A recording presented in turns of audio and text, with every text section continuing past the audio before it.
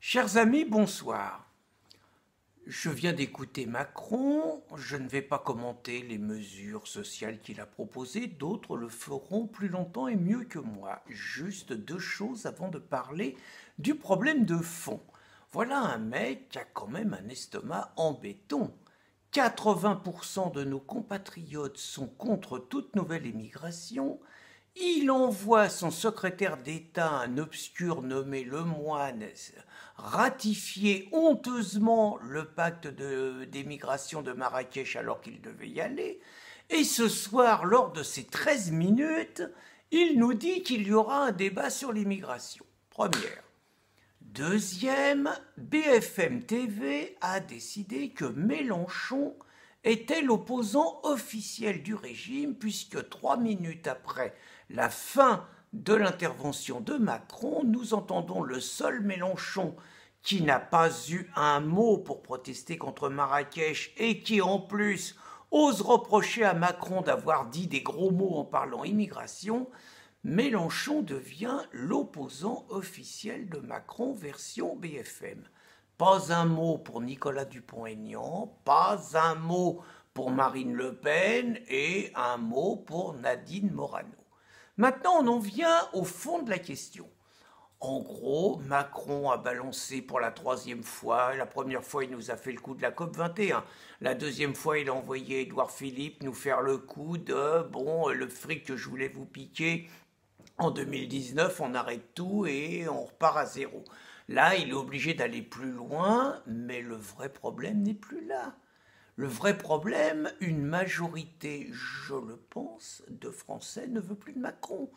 Et une majorité de Français ne veut plus de Macron parce qu'elle lui a accordé un CDD pendant 5 ans, ça s'appelle un quinquennat, et qu'au bout d'1 an et demi, il y a une multiplication de fautes professionnelles.